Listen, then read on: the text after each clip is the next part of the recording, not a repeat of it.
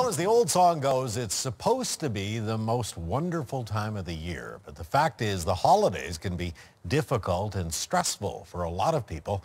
And it's not just that many of us find there just aren't enough hours in the day to do everything we want to do. New survey out this month in the United States found the #1 source of holiday stress was simply keeping up.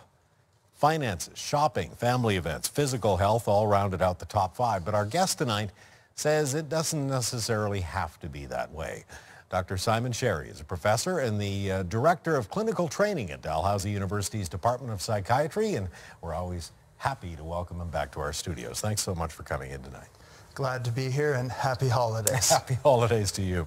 So I Googled holiday stress a little bit earlier today and was pretty amazed at all the websites that came up offering tips on how to deal with it. Fair to say this problem is maybe a lot more widespread than maybe first reported? I think a lot of people identify with the holidays as a time where they feel hassled and pressured and stressed. And that's borne out in empirical literature and also the work I do as a clinical psychologist, where around this time of year my inbox gets full and my phone starts ringing. I think the holiday stress phenomena is very real. You're hearing directly from people stressed out about the holidays. Absolutely. Yeah. And taken to an extreme, if you look around the holiday period, there's a reliable spike in heart attacks, including death through heart attack over the holiday season. Interesting. I mentioned time a moment ago, and I'm guessing this is a big part of it here. Kind of ironic that most of us feel like we feel pressured to jam in all this socializing when it's supposed to be a time when we're supposed to be kind of putting our feet up and enjoying the holiday. Well, I think pressure is a very relevant idea around the holidays. If you look at our secular Christmas icon, Santa, he always meets his responsibilities, and I'm sure he will this year as well. Right. But he's enormously time pressured. He's extremely stressed. Yes, he's always hustling and bustling around at the last minute. His health is compromised through eating far too much. Sure. Santa's very pressured and stressed over the holidays, sure and is. many of us seem to imitate him.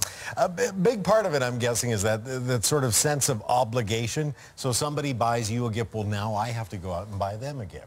Or so-and-so invites you to a party, and you don't even like so-and-so, but you have to go to that party because so-and-so is going to be there, or that kind of thing. The social scientists have started to study Christmas stress, and what they found is that when people place a lot of emphasis on the commercial aspects of Christmas, when front and center is giving and receiving gifts, people don't seem to enjoy Christmas as much. And I think people need to place a lot less emphasis on material things and a lot more emphasis on experiences, especially family. It seems like closeness, togetherness, time with family is what makes Christmas relaxed and valuable. Very, very well said. I'm guessing Christmas is difficult for people with perfectionistic tendencies, people out there who just want to insist on having, you know, the perfect Christmas. That is absolutely correct. And I think what people need to do is to be realistic about Christmas. Clearly, there's a media push toward an idealized Christmas. And when people fall short of that unrealistic ideal, they feel quite dissatisfied. I think first and foremost, we should be realistic.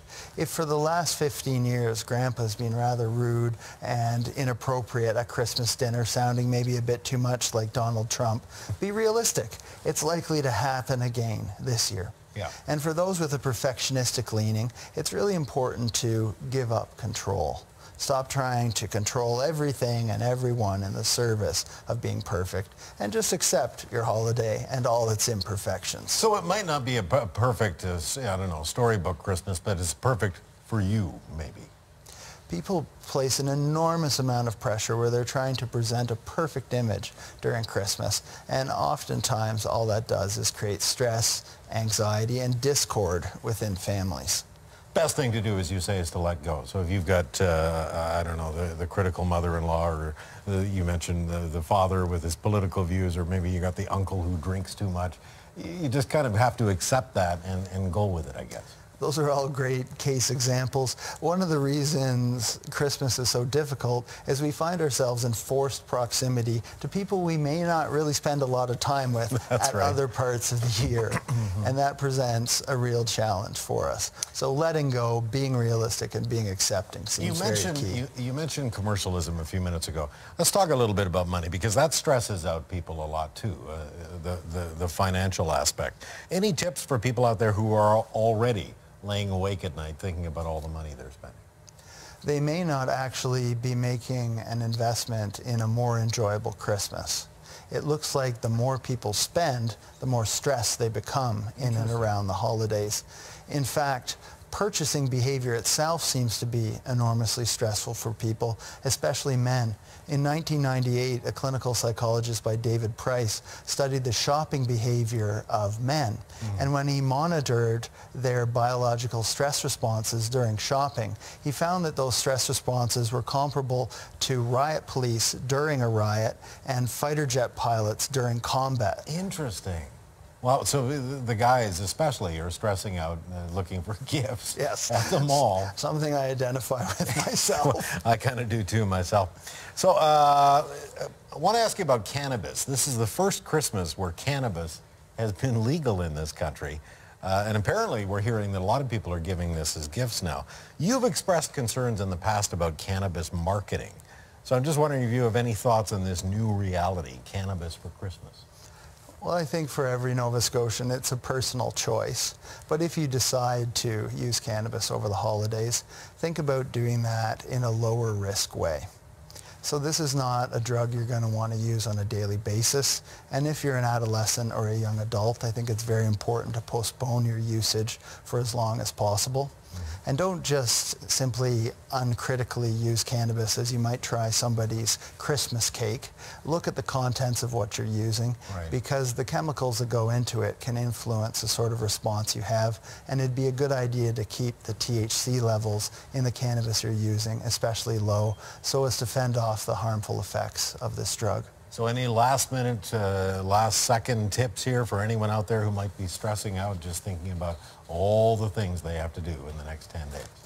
Decrease the commercial aspects of Christmas, emphasize experience, especially family, and have a happy holiday. All right, I want to thank you so much for joining us tonight, Simon.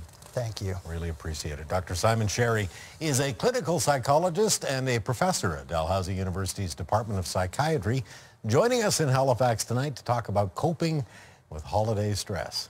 Stay with us. We'll be right back.